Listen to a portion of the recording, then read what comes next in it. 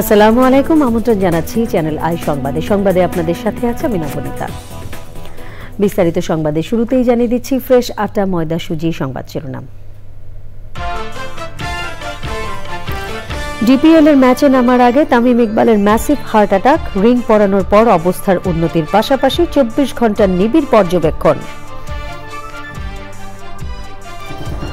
চট্টগ্রাম সন্দ্বীপ রুটে সমুদ্রপথে প্রথমবার ফেরি চলাচল শুরু, সন্দ্বীপবাসীর প্রতীক্ষার অবসানে প্রধান উপদেষ্টার শুভেচ্ছা। সেনাবাহিনীকে জনগণের মুখোমুখি দাঁড় করানোর চেষ্টা চলছে বললেন তারেক রহমান, সবাই ঐক্যবদ্ধ হয়ে ষড়যন্ত্র রুখে দেওয়ার আহ্বান।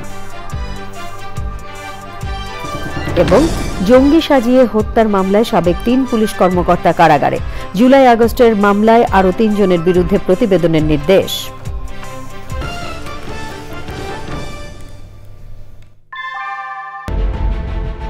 Primacy inbuilt. German technology, Bangladesh's first thermix rod, Salam Steel Thermax. সংবাদ শিরোনামগুলো জানাচ্ছিলাম। এখনকার সংবাদ আয়োজন একই সঙ্গে চ্যানেল আর ইউটিউব চ্যানেল এবং চ্যানেল আর ওটিটি প্ল্যাটফর্ম আই স্ক্রিনে লাইভ স্ট্রিমিং হচ্ছে। যাচ্ছে পুরো সংবাদে। জীবন মৃত্যুর সন্ধিক্ষণ থেকে ফিরে অনেকটাই আশঙ্কামুক্ত ক্রিকেটার তামিম ইকবাল। সাভারের একটি হাসপাতালে তার হার্টের রিং পরানো হয়েছে।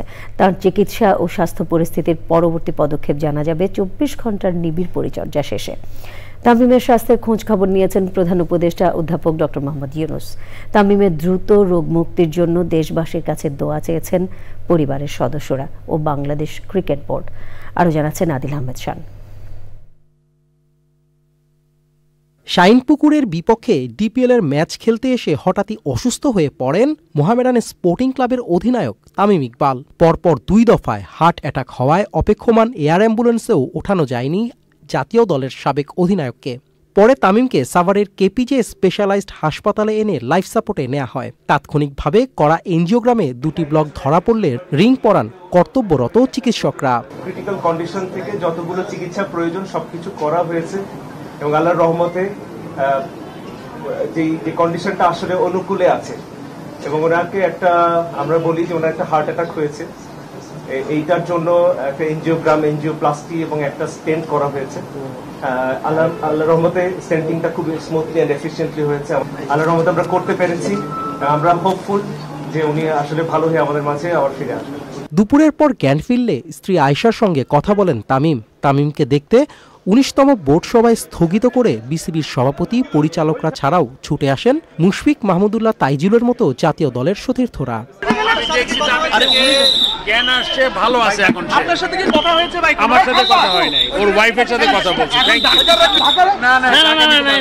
অবস্থার উন্নতি হলে মঙ্গলবার দুপুরের পর ঢাকায় স্থানান্তর কিংবা দেশের বাইরে উন্নত চিকিৎসার জন্য নেওয়া হতে পারে তামিমকে। হাসপাতাল কর্তৃপক্ষ যথেষ্ট আন্তরিক এবং যথেষ্ট চেষ্টা করছে ওর আরো বেটারমেন্টের জন্য। সো আমরা খুবই আশাবাদী। 2 ঘন্টার পরে কর্তৃপক্ষ ওর প্যারামিটার্স দেখে আমাদেরকে বলবেন যে ওর শারীরিক অবস্থাটা কি, সেটার উপর ভিত্তি করে ওর পরবর্তী পদক্ষেপ নেওয়া হবে। সুস্থ হয়ে তামিম আবারও ফিরবেন মাঠে, এমনটাই প্রত্যাশা দেশবাসী ও ক্রিকেট ভক্তদের। আদিল আহমেদ শান, চ্যানেল আই, সাভার। তামিম ইকবালের আরও খবর আছে আই স্পোর্টসে। দেশে প্রথমবারের মতো চট্টগ্রাম সন্দ্বীপ রুটে সমুদ্রপথে ফেরি চলাচল শুরু হলো। সকাল 8:30টায় চট্টগ্রামের সীতাকুণ্ডের বাঁশবাড়িয়া ঘাটে এই ফেরি সেবার উদ্বোধন করেন নৌপরিবহন উপদেষ্টা অবসরপ্রাপ্ত brigadier general M Shakhawat Hossain. 4 lakh মানুষের দ্বীপ উপজেলা সন্দ্বীপের দীর্ঘদিনের প্রতীক্ষার অবসান হলো এই ফেরি সেবার মধ্য দিয়ে। সাগরবক্ষের এই দ্বীপের সঙ্গে মূল ভূখণ্ডের সরাসরি যোগাযোগের স্বপ্ন পূরণ হলো। সন্দ্বীপ উপজেলা মাঠে এই উপলক্ষে সুধী সমাবেশে ভার্চুয়ালি যুক্ত হয়ে সন্দ্বীপবাসীকে শুভেচ্ছা জানান প্রধান উপদেষ্টা ডক্টর মোহাম্মদ ইউনূস। সন্দ্বীপ থেকে জাহিদ হাসান শাকিলের তথ্য, ভিডিও চিত্রে সুদীপ্তা মাহমুদ জানাচ্ছেন। সন্দ্বীপবাসীর দীর্ঘদিনের দুর্ভোগের অবসান হলো চট্টগ্রামের সীতাকুণ্ড উপজেলার বাঁশবাড়িয়া থেকে সন্দ্বীপের গুপ্তছড়া ঘাট পর্যন্ত ফেরি চলাচল সার্ভিস চালুর মধ্য দিয়ে। উদ্বোধনের পর প্রথমবার সোমবার সকাল 9টায় সন্দ্বীপের উদ্দেশ্যে ফেরি যাত্রা করে। ফেরি সেবা চালু করতে 2 প্রান্তে নতুন সড়ক, পার্কিং ও ফেরিঘাট নির্মাণ করা হয়েছে। আজকে সন্দ্বীপের মানুষ উদ্বেলিত, আনন্দে উচ্ছ্বাসিত। আমরা আশা করব আমাদের জন্য যে ফেরিটা, আমাদের এই কোস্টাল যে ফেরিটা আমাদের জন্য বানানো হচ্ছে, যে সেটা মানে খুব দ্রুত এটা আমাদের সন্দ্বীপে আসবে। বর্তমান উপদেষ্টা পরিষদ সহ সন্দ্বীপের মানুষের সকলকে অভিনন্দন জানিয়ে আনুষ্ঠানিক উদ্বোধনের আগে হয়েছে পরীক্ষামূলক চলাচল। এর আগে একাধিকবার উদ্যোগ নিয়েও এ পথে ফেরি সার্ভিস চালু করা সম্ভব হয়নি। এটা কিন্তু খুব কঠিন, সহজ কাজ না কিন্তু, এবং এই কারণেই কিন্তু এতদিন হয় নাই। তো ওনারা এটাকে চ্যালেঞ্জ হিসেবে গ্রহণ করছেন এবং ওনারা সফল হয়েছেন এই যে আজকের এর মাধ্যমে। কিন্তু এটা এখনো কনস্ট্যান্টলি মনিটরিং করতে হবে। খুব খুশি লাগছে আজকে সন্দ্বীপের মানুষের জন্য, আর খুব খুশি লাগছে যে ফজল ভাই যে ভেবেছেন যে ওনার এলাকার মানুষদের এই সমস্যাটার সমাধান করতে হবে। দুই ঘাটের নাম শহীদ মাহিন আর মাহমুদুর রহমান সৈকতের নামে যাতে কালকে থেকে হয়, বিআইডব্লিউটি এর চেয়ারম্যান মহোদয় এই কাজটি গ্রহণ করবেন। ফেরিতে চট্টগ্রাম থেকে সন্দ্বীপে যেতে বা সেখান থেকে আসতে সময় লাগবে 1 ঘন্টা 10 মিনিট। ফেরি চালু উপলক্ষে সোমবার থেকে ঢাকা সন্দ্বীপ রুটে বিআরটিসির বাস চলাচল উদ্বোধন করেছেন অন্তর্বর্তী সরকারের উপদেষ্টারা। Sudipta Mahmud, channel I. Remittance পাঠিয়ে দেশের অর্থনীতির উন্নয়নে বিশাল ভূমিকা রেখেছে সন্দ্বীপবাসী, এমন মন্তব্য করে প্রধান উপদেষ্টা অধ্যাপক ডক্টর মোহাম্মদ ইউনূস বলেছেন, নিজেদের বাড়িতে যেতে এখন আর তাদের কোনো সমস্যা হবে না। চট্টগ্রাম সন্দ্বীপ ফেরি সার্ভিস উদ্বোধন উপলক্ষে সন্দ্বীপ উপজেলা মাঠে সুধী সমাবেশে ভার্চুয়ালি যুক্ত হয়ে অধ্যাপক ডক্টর মোহাম্মদ ইউনূস বলেন, গত 50 বছরে যোগাযোগের এই সমস্যার সমাধান হয়নি। আপনারা যে পরিমাণ রেমিটেন্স পাঠান, সেই রেমিটেন্সের একটা ক্ষুদ্র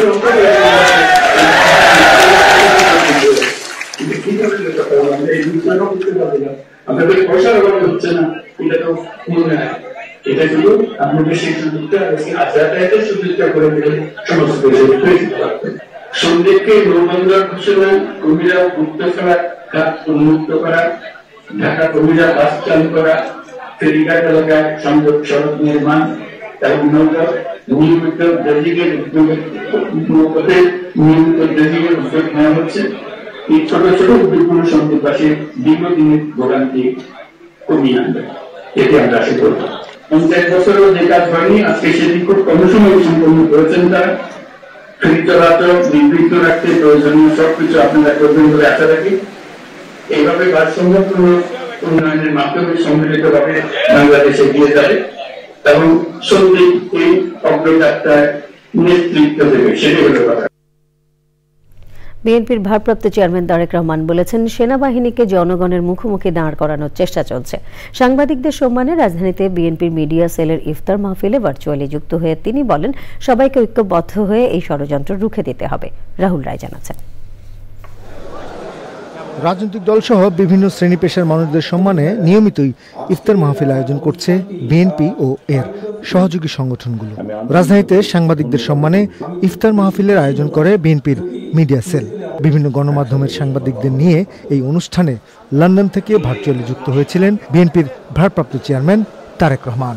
প্রথমেই আমি আপনাদের সকলকে, বিশেষ করে যে সকল সাংবাদিক ভাইরা বিএনপি বিটের সাথে সরাসরি জড়িত, তাদেরকে আমি আন্তরিকভাবে ধন্যবাদ এবং শুভেচ্ছা জানাচ্ছি।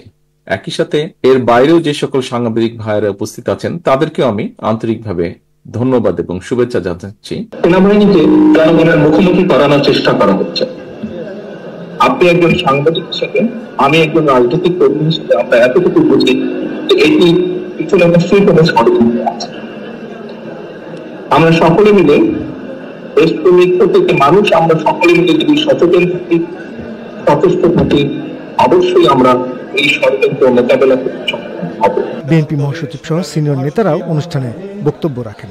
ফ্যাসিস্ট সরকার আমলে যেভাবে বাংলাদেশের স্বাধীন সার্বভৌমত্বকে বিপন্ন করা হয়েছে, আজকে আবার বাংলাদেশের স্বাধীন সার্বভৌমত্ব যেন বিপন্ন হয়, আমরা যেন আবার অরক্ষিত হয়ে পড়ি। আমাদের সেই দেশপ্রেমিক সেনাবাহিনী যারা দেশের প্রতিটি গুরুত্বপূর্ণ মুহূর্তে জাতির পাশে এসে দাঁড়িয়েছে, তাদেরকে আজকে আবার বিতর্কিত করার একটা হীন প্রচেষ্টা শুরু হয়েছে। প্রিয় সাংবাদিক বন্ধুরা, আপনারা সবসময় জাতির বিবেক হিসেবে জাতির সামনে এসে দাঁড়িয়েছেন। আমাদের প্রত্যাশা সেইখানে যে আপনারা আবারও সেই একইভাবে আপনাদের সেই ভূমিকা পালন করবেন। বিএনপি নেতারা বলেছেন, দেশের স্বার্থেই সবাইকে ঐক্যবদ্ধ থাকতে হবে। সেই জন্যই দেশটা আমাদের। রাহুল রায়, চ্যানেল আই, ঢাকা। স্বরাষ্ট্র সচিব নাসিমুল গনি বলেছেন, দেশে জরুরি অবস্থা ঘোষণা হতে পারে বলে গুজব ছড়ানো হচ্ছে। দেশের আইন শৃঙ্খলা পরিস্থিতি নিয়ন্ত্রণে আছে বলে জানান তিনি বলেন, ঈদের ছুটিতে যাতে অপ্রীতিকর পরিস্থিতি না হয় সেজন্য আইন শৃঙ্খলা বাহিনী সতর্ক অবস্থানে আছে। সমুদ্রপথে বাংলাদেশ থেকে অবৈধভাবে অস্ট্রেলিয়া গমনকারীদের দ্রুত প্রত্যাবর্তন সংক্রান্ত সমঝোতা চুক্তিতে সই শেষে সাংবাদিকদের তিনি এসব কথা বলেন। আইজিপি বাহারুল আলম এবং অস্ট্রেলিয়ার জয়েন্ট এজেন্সি টাস্কফোর্সের ডেপুটি কমান্ডার মার্ক হোয়াইটশার্চ নিজ নিজ পক্ষে এতে সই করেন। এ সময় স্বরাষ্ট্র উপদেষ্টা মোহাম্মদ জাহাঙ্গীর আলম চৌধুরী এবং অস্ট্রেলিয়ার হাইকমিশনার সোশান রেলি সহ অন্যরা উপস্থিত ছিলেন। ঈদের পরে ঢাকা থেকে অস্ট্রেলিয়ার ভিসা প্রক্রিয়া শুরু হবে বলেও জানান স্বরাষ্ট্র সচিব। গসিপস আলাপ আলোচনা হচ্ছে, দু একজনের কথা বলছে, এর সম্বন্ধে আমার কোনো কমেন্ট নেই। আমাদের যে কাজ আছে সেটা আমরা জারি রাখবো এবং সেভাবে চলতে থাকবো। আমরা ভিজিলেন্সি একটুও কমাই নাই। আপনারা জানলে জেনেও থাকতে পারেন যে শুধু নর্মাল যে পেট্রোলিং হচ্ছে পুলিশের তা না, আমার মিনিস্ট্রির থেকে একটা লিস্ট করা আছে, প্রতি রাত্রে 2 জন অফিসার ঢাকা শহরের প্রত্যেকটা পেট্রোলিং কদ্দূর হচ্ছে না হচ্ছে সেটা সরাসরি তারা যাচ্ছেন সারা রাত। 2016 সালে কল্যাণপুরে জঙ্গি সাজিয়ে 9 জনকে হত্যার মামলায় সাবেক আইজিপি শহীদুল হক, সাবেক পুলিশ কমিশনার আসাদুজ্জামান, সাবেক এসপি জসিমউদ্দিন মোল্লাকে গ্রেপ্তার দেখিয়ে কারাগারে পাঠিয়েছেন আন্তর্জাতিক অপরাধ ট্রাইব্যুনাল। রামপুরায় একটি ভবনের কার্নিশে ঝুলে থাকা এক ছাত্রকে গুলির ঘটনায় সাবেক এসআই চঞ্চল চন্দ্র এবং সাবেক এসি রাজেন কুমার সাহার বিরুদ্ধে 28 এপ্রিল এবং জুলাই আগস্ট গণহত্যার অভিযোগে দারুসালাম জোনের সাবেক এডিসি MM মইনুল ইসলামের বিরুদ্ধে 28 জুন তদন্ত প্রতিবেদন দাখিলের নির্দেশ দিয়েছেন ট্রাইব্যুনাল। তবে তদন্ত নিয়ে কিছুটা অসন্তোষ প্রকাশ করেছেন আদালত। মাজহারুল হক মান্না জানাচ্ছেন। প্রসিকিউশন আদালতকে জানান, 2016 সালের 26শে জুলাই কল্যাণপুরে জাহাজবাড়িতে জঙ্গি সাজিয়ে 9 জনকে গুলি করে হত্যা করা হয়।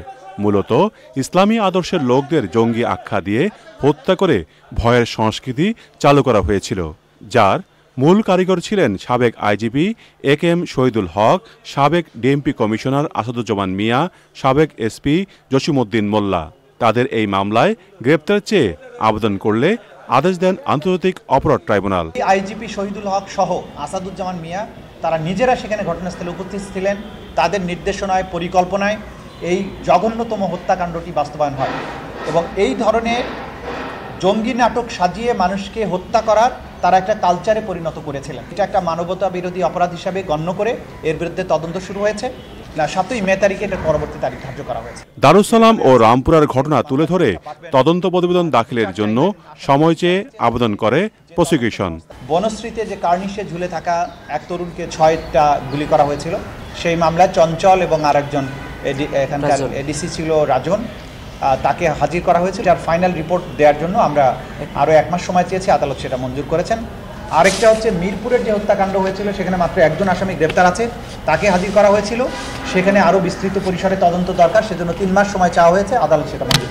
এই সময়ে তদন্ত নিয়ে কথা বলেন ট্রাইব্যুনাল। তো এত বড় অপরাধ হয়েছে, এত মানুষ মারা গিয়েছে, মাত্র 100 কতজনকে আপনারা গ্রেপ্তার করেছেন, সেটা তো যথেষ্ট নয় বলে তারা মনে করছেন। প্রসিকিউশন আদালতকে জানান, এই পর্যন্ত 23 মামলায় 145 জনের বিরুদ্ধে গ্রেপ্তারি পরোয়ানা জারি করা হয়েছে।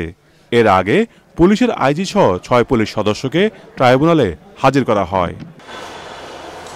মাজহারুল হক মান্না, চ্যানেল আই, ঢাকা। জাতীয় নাগরিক পার্টির আহ্বায়ক নাহিদ ইসলাম বলেছেন, তাদের দলকে নতুন রাজনৈতিক দল হিসেবে না দেখে নতুন রাজনৈতিক বন্দোবস্তের সূচনা হিসেবে দেখতে হবে। বিভিন্ন দেশের কূটনীতিকদের সম্মানে আয়োজিত ইফতার পার্টিতে দলের সদস্য সচিব আক্তার হোসেন বলেন, বহুদলীয় গণতন্ত্রে কোনো ফ্যাসিস্ট শক্তি যেন অংশগ্রহণ করতে না পারে, অন্তর্বর্তী সরকারকে খেয়াল রাখতে হবে। তাফহিমুল ইসলাম জানাচ্ছেন। মার্কিন যুক্তরাষ্ট্র, ভারত, পাকিস্তান, চীন সহ 27টি দেশের কূটনৈতিক ও প্রতিনিধিদের নিয়ে নাগরিক পার্টির ইফতার। শুরুতে শুভেচ্ছা বক্তব্য রাখেন দলটির সদস্য সচিব আক্তার হোসেন। এ সময় তিনি সংস্কারের পক্ষে বিভিন্ন দেশ ও সংস্থা পূর্ণ সমর্থন জানাবে বলে আশা ব্যক্ত করেন। আমরা আশাবাদী যে বাংলাদেশের যে রিফর্ম প্রসেস, সেই রিফর্ম প্রসেসের সঙ্গে নতুন এই বাংলাদেশের সঙ্গে বিশ্বের অন্যান্য দেশগুলো বাংলাদেশের জনগণের পক্ষে তাদের অবস্থান ব্যক্ত করবে।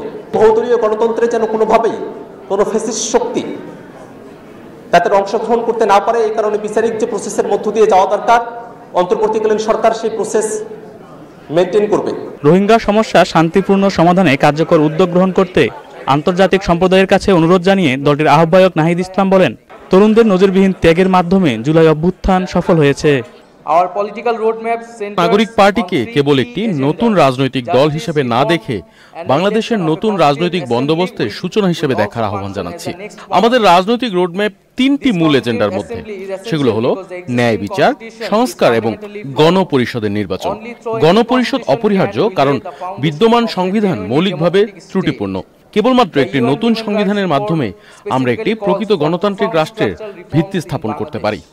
গাজার হত্যাকাণ্ডের কঠোর সমালোচনা করে নাহিদ ইসলাম বলেন, নাগরিকরা যখন রাজনৈতিক ব্যবস্থার উপর বিশ্বাস হারিয়ে ফেলে তখন তারা চিরকাল চুপ থাকে না, তারা জেগে ওঠে ও লড়াই করে।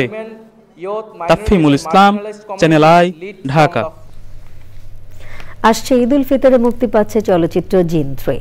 2024 সালের ঈদে চলচ্চিত্র জিন 2 এর সাফল্যের পর এবার ঈদে আসছে এর তৃতীয় কিস্তি জিন 3। জিন 3 এর সাফল্য ধরে রেখেই মুক্তির 4 মাস পর ওটিটি প্ল্যাটফর্ম আই স্ক্রিনেও মুক্তি দেওয়া হবে। ফ্র্যাঞ্চাইজি হিসেবে জিন 3 বাজিমাত করবে বলে সিনেমার কলাকুশলীদের প্রত্যাশা। জাকি আক্তার জানাচ্ছেন। 2020-এ দেশে প্রথমবারের মতো হরর ফিল্ম জিন মুক্তি দিয়েছিল জাজ মাল্টিমিডিয়া। 2024-এ ঈদের চলচ্চিত্র জিন 2 এর সাফল্যের পর এবার ঈদে ফ্র্যাঞ্চাইজি হয়ে মুক্তি পাচ্ছে জিন 3। এরই মধ্যে সিনেমার কন্যা গানটি দর্শকদের মন ছুঁয়ে গেছে। সিনেমাটি পরিচালনা করেছেন কামরুজ্জামান রোমান। সেন্সর বোর্ডের ছাড়পত্র পাওয়া জিন 3 কলাকৌশলীদের নিয়ে চ্যানেল আইয়ের ছাদ বারান্দায় আনুষ্ঠানিক সংবাদ সম্মেলন। জানানো হয়, প্রেক্ষাগৃহে আসার 4 মাস পর মুক্তি দেয়া হবে আই স্ক্রিনে। জিন 1 এবং জিন 2 তে বারবার মিস করছি যে আমরা এটার ওটিটি পার্টনার হিসেবে থাকতে পারিনি। ওই সময় হয়তো বিভিন্ন কারণে আমরা সঙ্গ দিতে পারি নাই, বাট এবার ওনাকে thanks and full channel I, Sagar uncle আছেন, আমাদের শাইখ সিরাজ স্যার আছেন, সবাইকে ধন্যবাদ যে এটাতে আইস্ক্রিনকেও এটা একটা পার্ট হিসেবে নেওয়ার জন্য। প্রথমবারের মতো জুটিবদ্ধ হয়ে অভিনয় করা অভিনেত্রী নুসরাত ফারিয়া ও অভিনেতা সজল বলেছেন, দর্শকদের প্রত্যাশা ছাড়িয়ে যাবে সিনেমা জিন 3 দেখে। যে কাজটি আপনাদের সামনে নিয়ে আসছি সেটা যেন আপনাদের মনের মণিকোঠায় ঠাঁই করে নেয় এবং শুধু একজন নয়, পুরো পরিবারের সকল মানুষের সেই প্রচেষ্টা জিন শুরু থেকে করে এসছে এবং জিন 3 ইনশাআল্লাহ সেটা অবশ্যই করবে।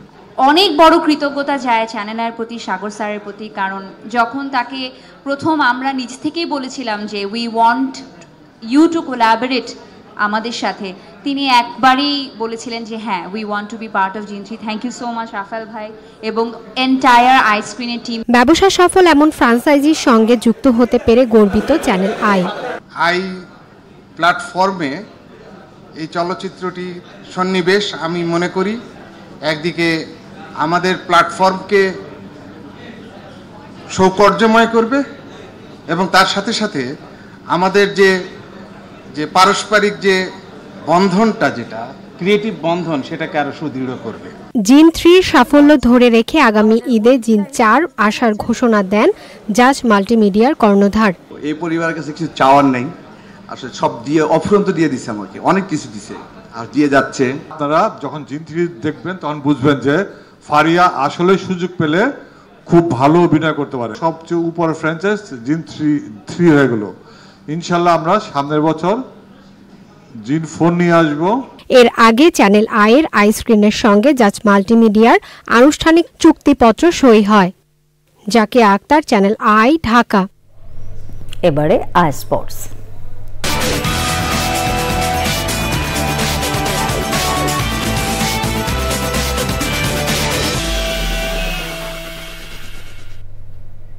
এ পর্যায়ে খেলাধুলার আপডেট নিয়ে আই স্পোর্টসে যোগ দিচ্ছেন আদিল আহমেদ শান। যাচ্ছে আদিলের কাছে। ধন্যবাদ নবনীতা। দর্শক সবাইকে আমন্ত্রণ জানাচ্ছি আমাদের আজকের আই স্পোর্টসে। দর্শক শুরুতেই শুনেছিলেন শঙ্কা কাটিয়ে তামিম ইকবাল সুস্থতার পথে রয়েছেন, তবে এখনও 24 ঘন্টা নিবিড় পর্যবেক্ষণে থাকতে হচ্ছে তাকে। কিন্তু সাভার পিকেএসপিতে ডিপিএল চলাকালীন মাঠে টসের পর যখন গুরুতর অসুস্থ হন, তখন হাসপাতালে পৌঁছানোর আগ পর্যন্ত তাকে প্রাথমিক চিকিৎসা দিয়ে কঠিন সময় পার করেছেন বিসিবির চিকিৎসকরা। আর ম্যাচ রেফারি দেবব্রত পাল হেলিকপ্টারে ঢাকায় স্থানান্তরের সিদ্ধান্ত থেকে সরে এসে দ্রুত হাসপাতালে নেওয়ার মতো সঠিক কাজটা করে ভক্তদের ভালোবাসা ও দোয়ায় সিক্ত হচ্ছেন। পরিবারের সদস্যদের আসার আগ পর্যন্ত ঘরের ছেলেকে মৃত্যুর হাত থেকে ফেরাতে সর্বাত্মক চেষ্টা করেছেন তারা।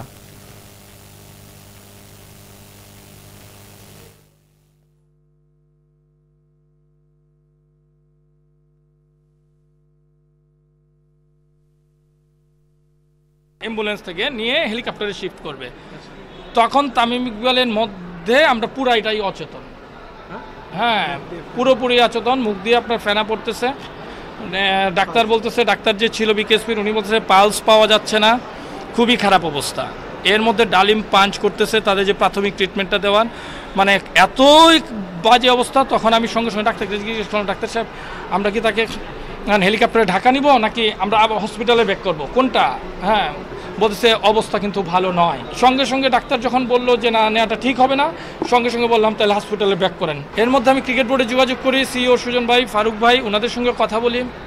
কথা বলার পরে আমি বললাম যে আমরা যেন গিয়ে আপনি একটু ফজিলাতুন্নেসা আবার যোগাযোগ করেন যেন আমরা গিয়েই যেন ট্রিটমেন্টের পর্যাপ্ত ব্যবস্থাটা পাই ইমার্জেন্সিতে। তো আমরা এসেই দেখি ডাক্তাররা নিচে দাঁড়িয়ে আছেন, তাড়াতাড়ি ওকে নেওয়া হলো। যে সাইন যে দিবে অপারেশনে নেওয়ার মতো, এই সাইনটাও আমাকে করতে হয়েছে। সো সব কিছু মিলিয়ে কিন্তু এই ডিসিশনগুলো অত্যন্ত কঠিন ছিল। আপাত শান্ত দেশের ক্রীড়াঙ্গন আকস্মাত ভয় আর উৎকণ্ঠার আবরণে ঢেকে যায় বাংলাদেশের সাবেক ওয়ানডে অধিনায়ক ও তারকা ব্যাটসম্যান তামিম ইকবালের আচমকা গুরুতর অসুস্থ হওয়ার খবরে। বিকেএসপিতে প্রিমিয়ার লিগের ম্যাচ খেলতে গিয়ে পরপর দুটি ম্যাসিভ হার্ট অ্যাটাকে গুরুতর অসুস্থ হয়ে পড়েন মোহামেডানের অধিনায়ক তামিম। ডাক্তারের আপ্রাণ চেষ্টা এবং শুভাকাঙ্ক্ষীদের প্রার্থনায় হার্টে রিং পরানো শেষে জ্ঞান ফিরে পেয়েছেন তামিম। তার অসুস্থতার খবর ছড়িয়ে দেশের গণ্ডি থেকে ছড়িয়ে পড়ে ক্রিকেট বিশ্বে। উৎকণ্ঠিত সাবেক অধিনায়ক মাশরাফি, টিমমেট তাসকিন, লিটন দাসের পাশাপাশি তামিমের রোগ মুক্তির জন্য প্রার্থনা করেছে ভারতের আইপিএল চ্যাম্পিয়ন শাহরুখ খানের কলকাতা নাইট রাইডার্স। এছাড়া তরুণ cricketer Rishad Hossain, tiger fans group ও বিপিএল চ্যাম্পিয়ন তামিমের দল ফরচুন বরিশালও ফেসবুকে পোস্ট দিয়েছেন।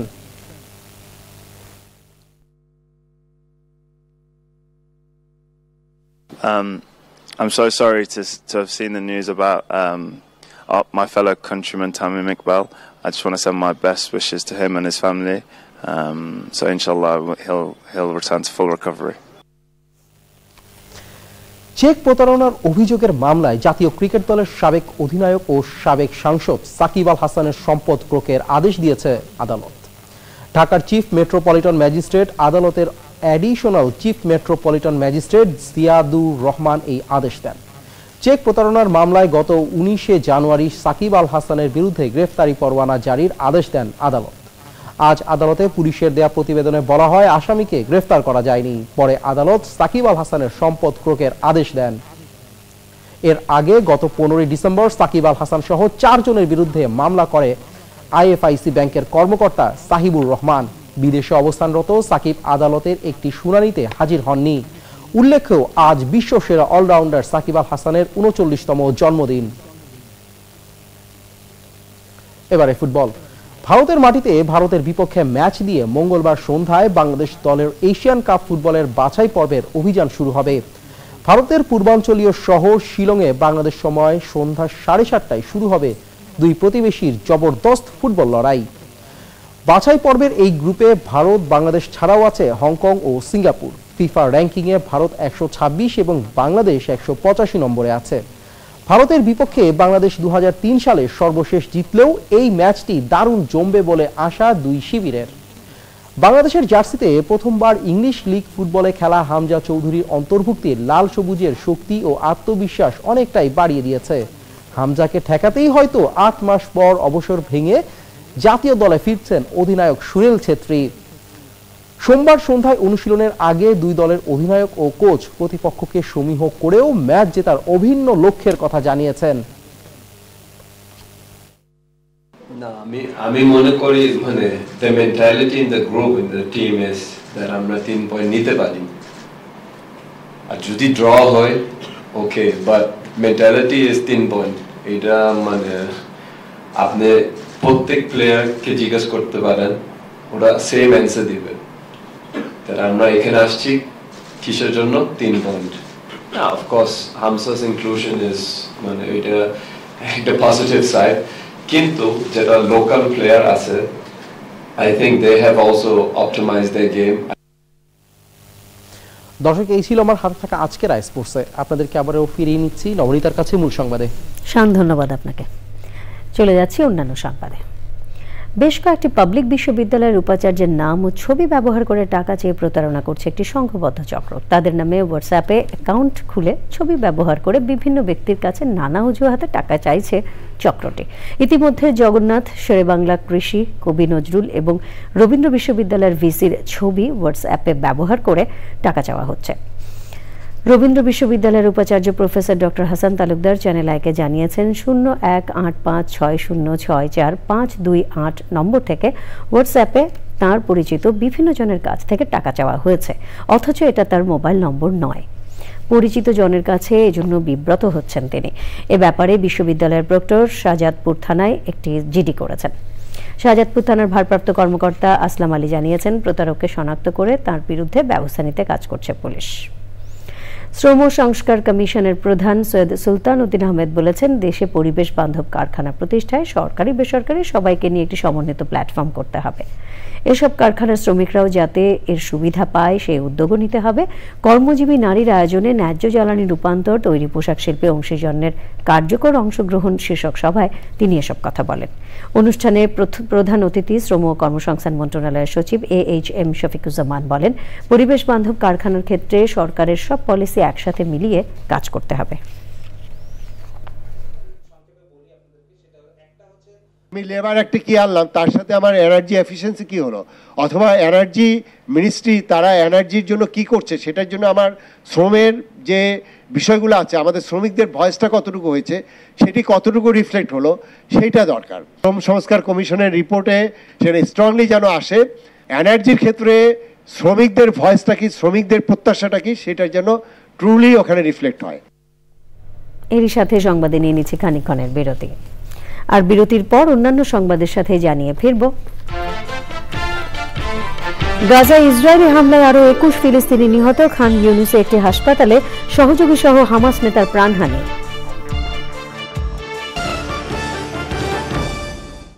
নিটোল টাটা আন্তর্জাতিক সংবাদ।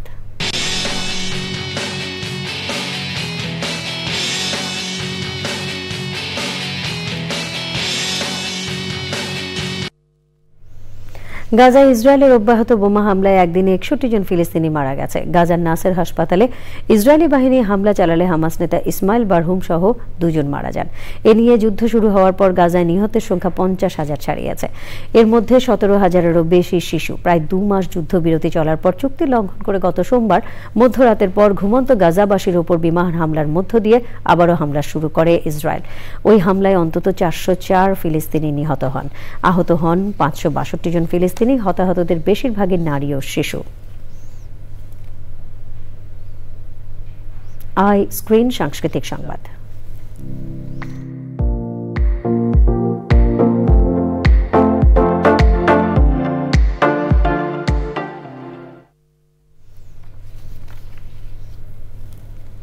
প্রকাশিত হলো দেশের জনপ্রিয় জাতীয় দৈনিক খবরের কাগজের ঈদ সংখ্যা।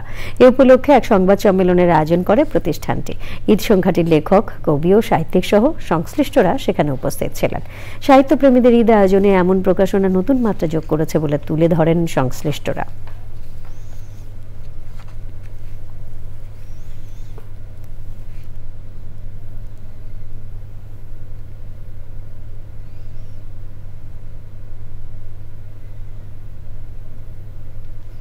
এবারে কৃষি সংবাদ।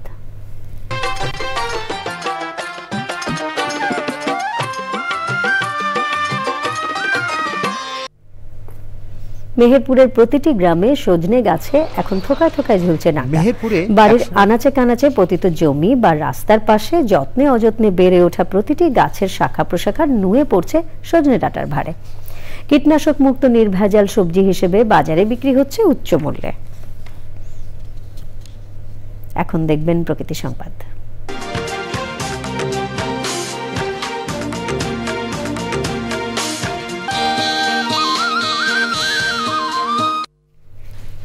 বন বনানী সংরক্ষণ খাদ্যের জন্য প্রয়োজন প্রতিপাদ্যে রংপুরে আন্তর্জাতিক বন দিবস পালিত হয়েছে। দিবসটি উপলক্ষে বন বিভাগ কার্যালয় মিলনায়তনে আলোচনা সভায় সভাপতিত্ব করেন বিভাগীয় বন কর্মকর্তা মোল্লা মোহাম্মদ মিজানুর রহমান। প্রধান আলোচক ছিলেন বন্যপ্রাণী ও জীব বৈচিত্র্য সংরক্ষণ কর্মকর্তা স্মৃতি সিংহ রায়। বক্তৃতা করেন সহকারী বন সংরক্ষক মোহাম্মদ রশিদ আরিফ। অনুষ্ঠানে বনাঞ্চল রক্ষা এবং প্রসারের লক্ষ্যে করণীয় বিভিন্ন পরিকল্পনা তুলে ধরেন বক্তারা। বন বনানী সংরক্ষণ খাদ্যের জন্য প্রয়োজন প্রতিপাদ্যে পটুয়াখালীতে আন্তর্জাতিক বন দিবস 2025 পালিত হয়েছে। দিবসটি উপলক্ষে জেলা প্রশাসন ও উপকূলীয় বন বিভাগের আয়োজনে আলোচনা সভায় সভাপতিত্ব করেন বিভাগীয় বন কর্মকর্তা মোহাম্মদ শফিকুল ইসলাম। এতে প্রধান অতিথি ছিলেন জেলা প্রশাসক আবু হাসনাত মোহাম্মদ আরেফিন। মুখ্য আলোচক ছিলেন বিজ্ঞান ও প্রযুক্তি বিশ্ববিদ্যালয়ের এগ্রো ক্লাইমেট স্মার্ট এগ্রিকালচার বিভাগের chairman professor doctor Mohammad Alamgir Kabir. সে সময় অতিরিক্ত জেলা প্রশাসক যাদব সরকার, সহকারী বন সংরক্ষক তারিকুল ইসলাম, পটুয়াখালী জেলা প্রেস ক্লাবের সভাপতি সৈয়দ এনায়েতুর রহমান সহ বিশিষ্টজনেরা উপস্থিত ছিলেন। ঢাকা ব্যাংক পিএলসি বাণিজ্য সংবাদ।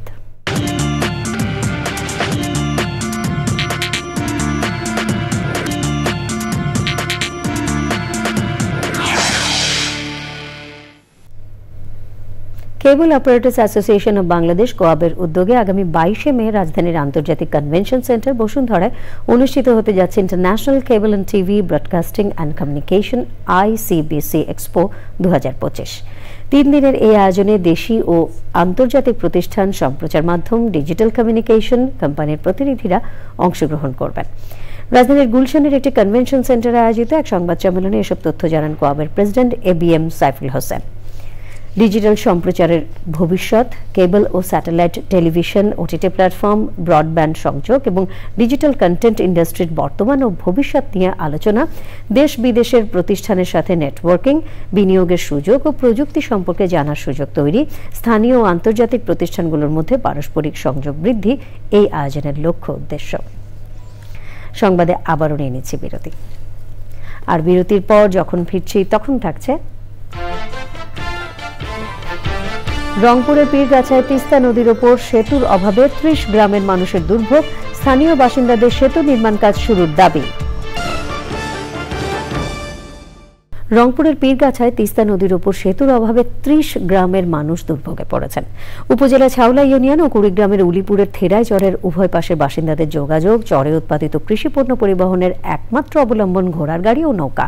স্থানীয়রা বলছেন নদী শাসন না হওয়ায় প্রতি বছর বর্ষায় ভাঙছে হাজারো ঘরবাড়ি, ফসলের জমি।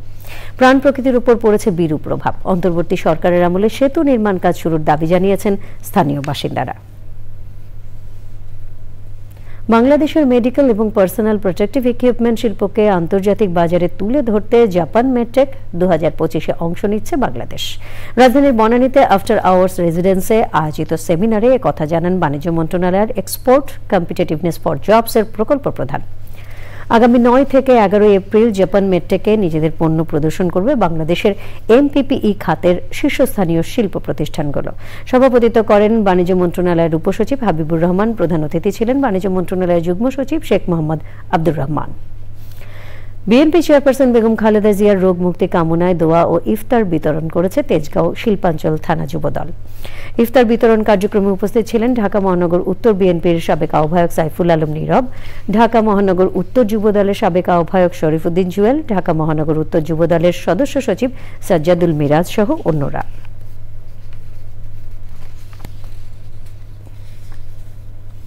নারায়ণগঞ্জে এনসিপির উদ্যোগে ইফতার ও দোয়া মাহফিল হয়েছে। সন্ধ্যায় শহরের ইসদার বাংলা ভবন কমিউনিটি সেন্টারে অনুষ্ঠানের আয়োজন করে নারায়ণগঞ্জ জেলা এনসিপি। ভার্চুয়ালি বক্তব্য রাখেন অনুষ্ঠানের প্রধান অতিথি এনসিপির আহ্বায়ক নাহিদ ইসলাম। বিশেষ অতিথির বক্তব্য রাখেন সিনিয়র যুগ্ম আহ্বায়ক সামান্তা শারমিন। সভাপতিত্ব করেন কেন্দ্রীয় যুগ্ম সদস্য সচিব আব্দুল্লাহ আল আমিন। বক্তব্য রাখেন কেন্দ্রীয় কমিটির সদস্য আহমেদুর রহমান তনু।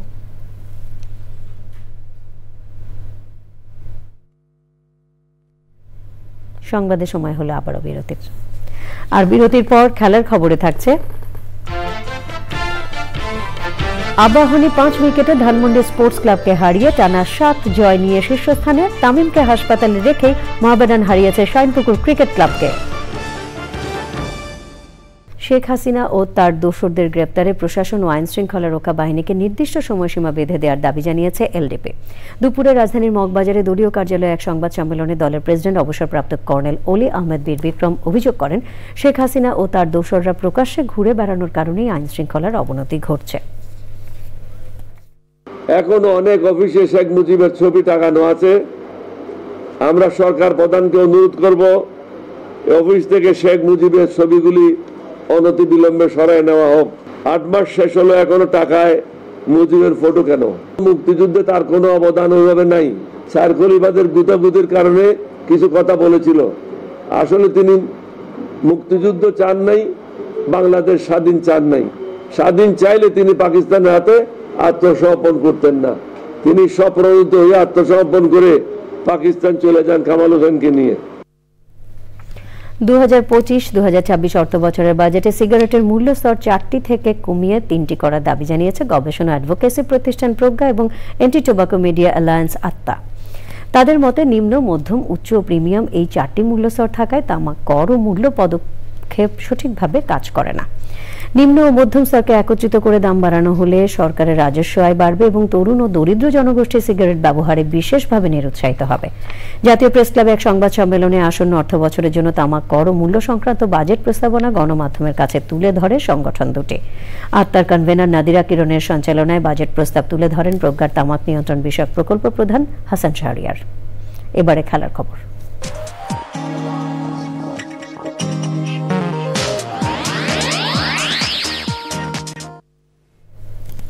ওপেনার পারভেজ হোসেন ইমনের লিগে দ্বিতীয় সেঞ্চুরিতে লিগ চ্যাম্পিয়ন আবাহনী 5 উইকেটে ধানমন্ডি স্পোর্টস ক্লাবকে হারিয়ে টানা 7 জয় নিয়ে টেবিলের শীর্ষস্থান ধরে রেখেছে। গুরুতর অসুস্থ অধিনায়ক তামিমকে হাসপাতালে রেখেই মোহামেডান হারিয়েছে শাইনপুকুর ক্রিকেট ক্লাবকে।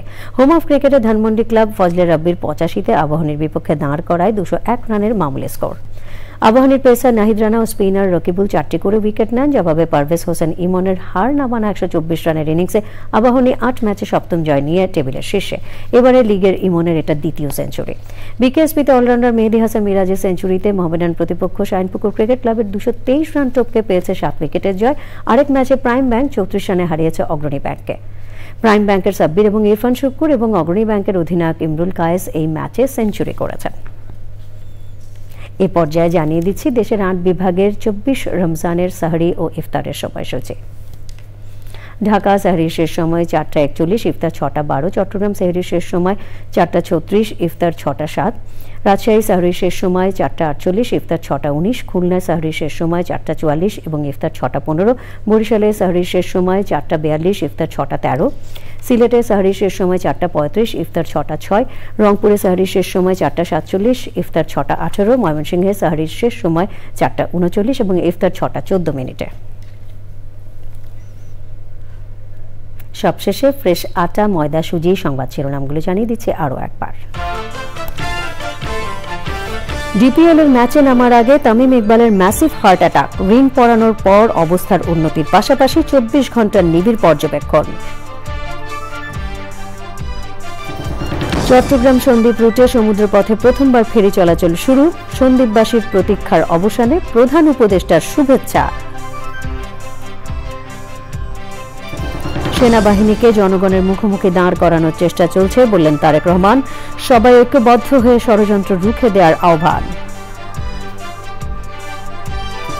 এবং জঙ্গি সাজিয়ে হত্যার মামলায় সাবেক 3 পুলিশ কর্মকর্তা কারাগারে।